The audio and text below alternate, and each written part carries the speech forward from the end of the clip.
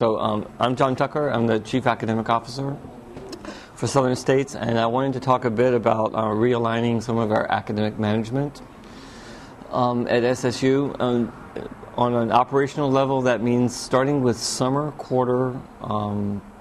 2 quarter 2009, all faculty have now been issued an SSU email address, which is your first initial, last name, at ssu.us.org,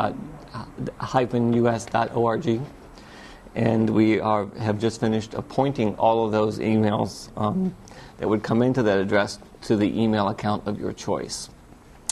We are going to issue a new email policy for SSU faculty and staff that is consistent with other higher education institutions.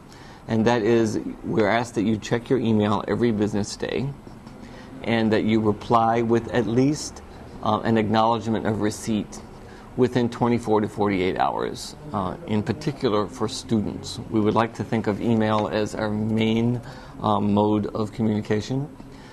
We do promise that we will minimize the number of emails we send to all faculty. We want you to know that when you get one from us, it's really significant and timely and important, and it's not spam. Okay, so that's really important. We've had a lot of communication issues that really emanate from communication. We're hoping that once we establish email as our primary mode of communicating, that it'll clear up a lot of communication misunderstandings.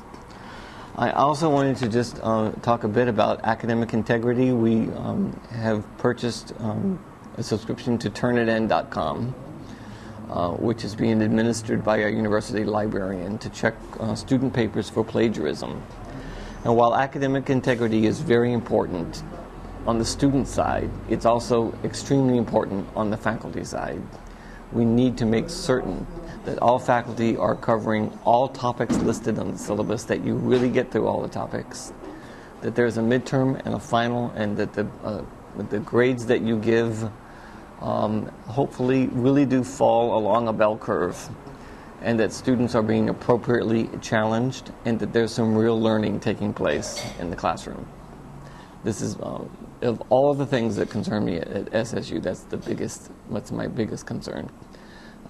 When we look towards accreditation, I think the biggest danger of our not being accredited would probably be our own lack of academic integrity. I want to make sure we are thinking of ourselves and acting like an accredited academic institution. We want to support you towards those goals as much as possible. We don't want to appear to be bureaucratic, especially unnecessarily bureaucratic.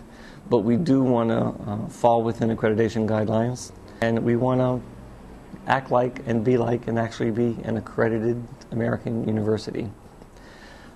When that happens, it means you can accept students who have financial aid. In the United States, about 80% of financial aid to students comes from the federal government in the form of Title IV funding. When you accept public money in the United States, or anywhere, but maybe particularly in the United States, a lot of strings come attached. You're subject to a federal audit at any moment. When we start accepting a lot of students with financial aid, we can't lose the risk of losing our ability to accept Title IV funding. So as we move to a higher level and the bar gets raised, I apologize if we appear to become increasingly bureaucratic. What we're really trying to do is to raise our standards and fall within accreditation guidelines. Thanks.